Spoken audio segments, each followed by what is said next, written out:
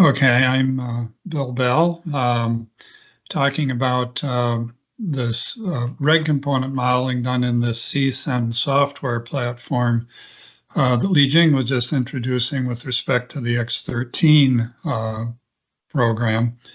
And so Li Jing and Dimitra Leitras and I are working on reg component. Start by, let's see, how do I go forward?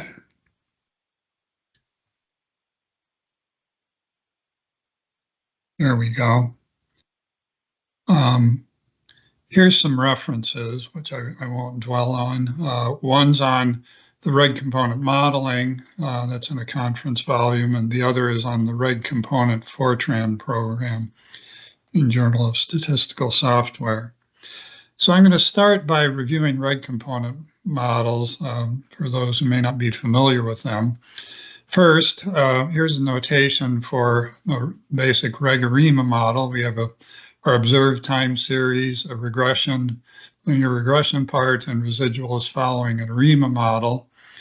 And what a reg component model is it changes this residual series ARIMA model here to a sum of components with what we call scale multiplied by scale factors, the HITs that are known, where each of these Z's follows an ARIMA model, and the Z's are assumed to be independent. Let's see, and they each have their own ARIMA model.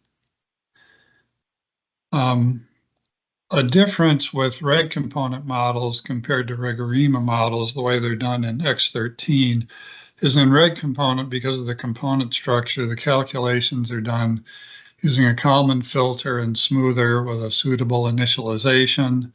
The initialization is in a paper by Steve Hilmer and myself that produces transformation approach estimates. The maximization of the likelihood is by an iterative generalized least squares approach using the same optimization routine that's in X13. And the smoother is a fixed point smoother of reduced dimension. So let me then go through some special cases of reg component models. The first one is if there's only one component and the H's are all ones, then we're back to the reg-ARIMA model. So the reg component model is more general. And ones for these H's is by far the most common situation. Then to give an example of a reg component model, I'm using here Harvey's basic structural model. So here there are three components: seasonal, trend, and irregular. The H's are all one. So there are three of these Z's. And let's suppose there's trading day variation. So the D's are the trading day variables. So we have here this regression part, and this would be the combined seasonal. And in Harvey's basic structural model, the components all follow ARIMA models, though he didn't specify the trend model quite that way, but it does follow an 021 ARIMA model. So this is a reg component model then with three components. Then Harvey also had a structural model with a trigonometric seasonal, which for monthly data has 6 individual seasonal components, one for each of the 6 seasonal frequencies. And the rest of the model is the same here. And these individual seasonals all follow ARIMA models given here. It's interesting that Harvey's trigonometric seasonal model can equivalently be written in a different form that was proposed by Hannon, which took trigonometric regression and made the coefficients, alpha and beta, time series following random walk models. And that turns out to be equivalent to Harvey's trigonometric seasonal model. Here's an example for a particular application, and I'll note, obviously, this is old data. These are some things we did some years ago. This was an example from a paper and Steve Hilmer and I had on modeling monthly teenage unemployment data for the US and accounting for sampling error in the survey estimates being modeled. So here, our reg component model has two components. I don't have any regression variables here. Y, capital Y, are the true population characteristics, true teenage unemployment, and ET are the sampling errors. And the model we developed had this airline model for the true population characteristics. And the sampling errors in the teenage unemployment series, which is estimated from our current population survey, the sampling there involves overlap. So there's autocorrelation in the sampling errors month to month. And we approximated that with an ARMA 1.1 model. And also the sampling errors are heteroscedastic. The sampling variances change month to month. So what we do with that is we use our scale factors, the HTs here, and the HT squareds are the sampling variances, which we took direct estimates of sampling variances and approximated them by this generalized variance function. And then ET tilde here is this ARMA 1.1 process, but with the variance set, so the variance of the ET tilde is 1. So that's a general way of handling sampling error, heteroscedastic and possibly autocorrelated sampling error in these models. Another thing that reg component models can cover are models with time-varying regression coefficients. We've done this with time-varying trading day coefficients. And a question then is, has the nature of the trading day effects changed over time? That's a motivation for a model with time-varying coefficients. So here's the model that was developed there. There are 6 of these trading day time-varying coefficients, the beta ITs. Those follow random walk models. This is a generalization of the fixed effects trading day model. And then the 7th is obtained as minus the sum of the other 6. So this would be for Sunday. And then the residual, there's an Easter effect here with a 10-day window. And the residuals here follow an airline model. So here are estimates of the component variances, and for time I don't want to dwell on this because I want to get to the demo. One interesting thing is that the Wednesday and Thursday coefficients, the estimate of the variance of the random walk there was 0. So those are constant in the model. For the other days, they're not 0. This number here, what am I doing? I'm multiplying by the square root of the length of the time series times the innovation variance of the random walk. The innovation, or standard deviation, the innovation variance of the random walk is the variance in a 1-month change. And if you multiply that by the series length, or actually it would be series length minus 1, this is approximate, that's the variance of the change from beginning to end of the series over the random walk. And this is the standard deviation of that. And since we have a log transformation, I have a typo there, I see, these can be interpreted in percentage terms. So these standard deviations are the standard deviations of the change over the series in each of these 6 coefficients. And they're below 1%, but this is not trivial, an amount of change in the nature of a trading day coefficient. The Sunday coefficient is obtained, as I said, by minus the sum of the other ones. Just give the estimate here from the fixed model, which was minus 1.5%. So Sunday was a substantial negative over the course of this series. And here's plots of the series and the coefficients. You see the Wednesday coefficient didn't change. Monday and Tuesday went down. And here the Sunday, which started out as a big negative, increased substantially. This is from 67 to 93 to being just a very mildly negative. And with that, I want to stop sharing, and we're going to now do a little demo on this software to show you how it applies to these kind of models. It is a good moment to remind you that you have 5 minutes to go. Okay, so Li Jing, you want to? Yeah, so. Just brought up the demo.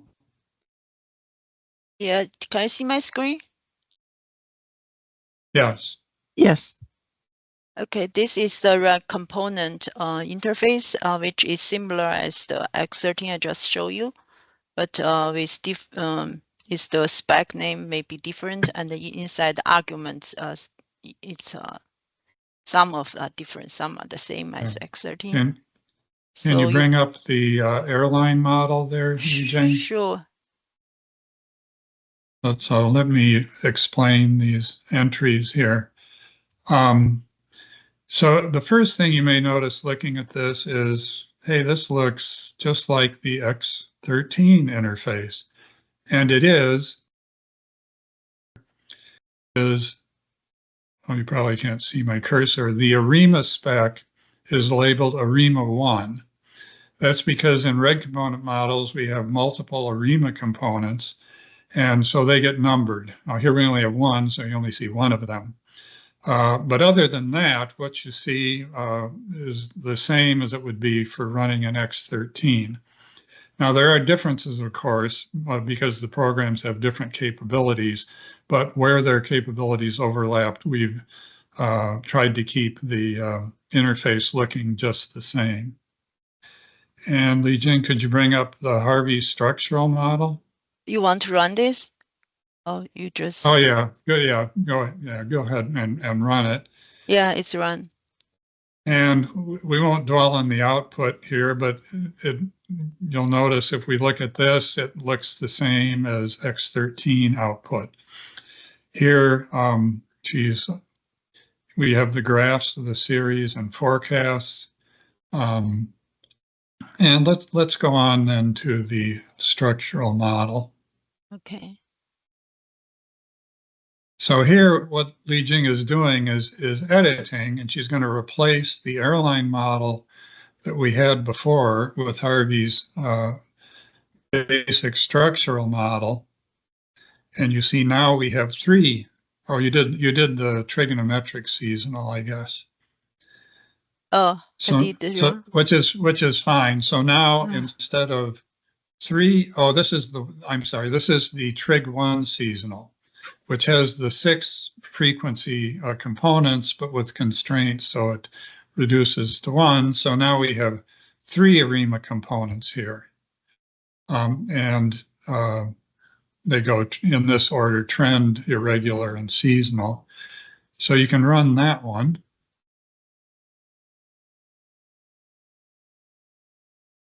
And if you scroll down, why don't you, on the main output, we can see the estimate of the parameters for the 3 components. So here we've got the trend. Again, the format looks just like in X13. We've got the irregular, which is just an estimate of the variance. And we have the trig 1 seasonal. And you notice in what we're still calling a difference operator, it's really a seasonal summation operator that adds 12 consecutive values together. And the MA part of this is fixed because with the trig 1 seasonal, the ARIMA representation, the only unknown parameter is the innovation variance. So let's see, why don't we go on to the teenage unemployment example. So I wanted to show something there. So remember, this one has 2 ARIMA components. The first one is an airline model there, and the second one is the model for the sampling error.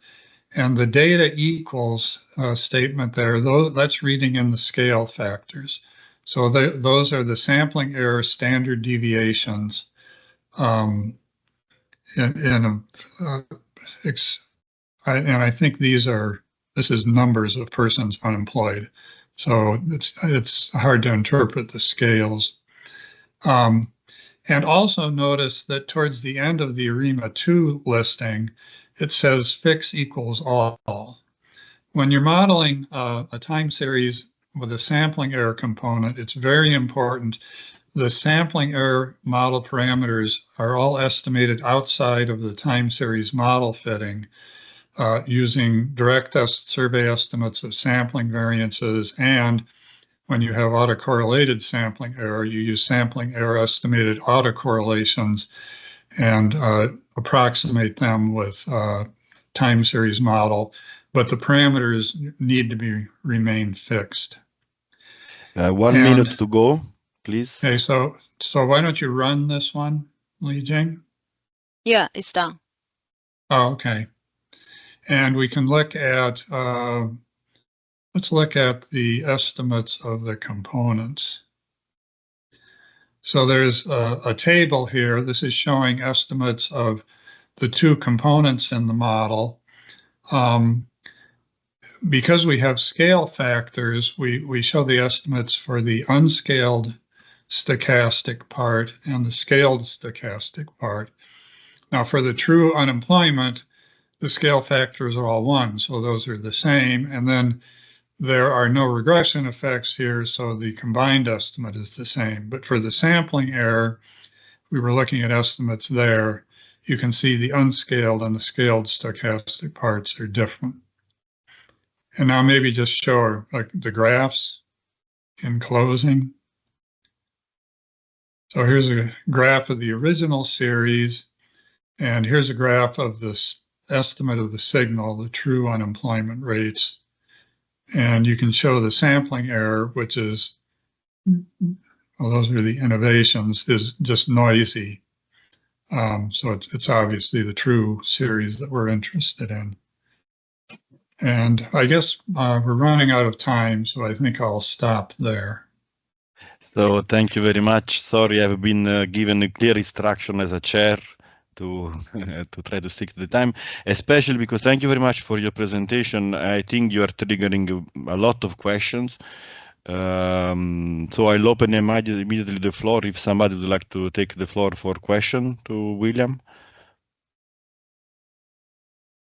If not, I have maybe one clarifying question. In the example you're showing, you're using data that are back from the 70s and 80s.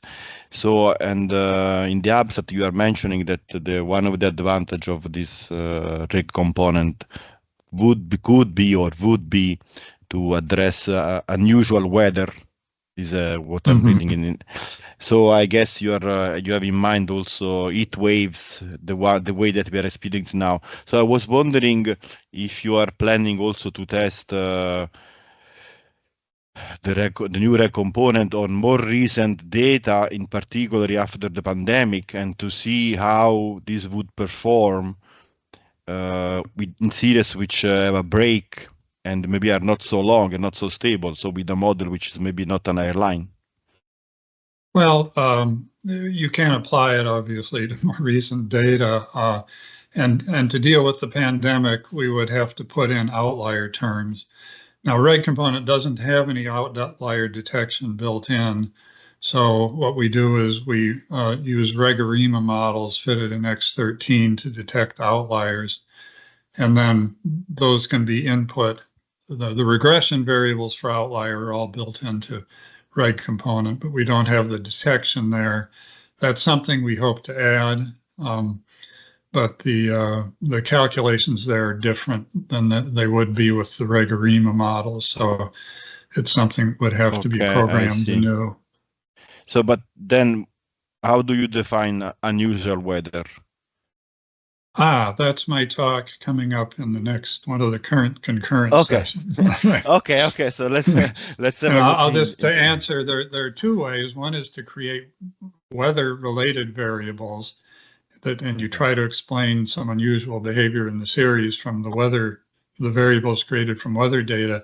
And the other is to add noise terms when, we'll see in the examples in my talk, there were higher variances, like higher irregular variances in winter months due to presumably bad winter weather that occurs occasionally. Okay, thank you very much. So thank you very much for the presentation. I would suggest we do the same as with the previous speaker. If you have additional question for, I'm not so sure if it's William or Bob, but now I don't remember very well if they call you Robert or William, but so if there are additional questions for William, let's say you can write them in the chat and maybe William can reply the same way the previous speaker did with the previous question. And without hesitation, then I would go to our next speaker, which is Demetra Litras. Somebody I think I met some years ago, somewhere in Brussels, if I'm not wrong. Is that correct, Demetra, that we have met some time ago? I have never been to Brussels. Oh, okay, good. So it's another Demetra then. Okay, Demetra, the floor is yours then.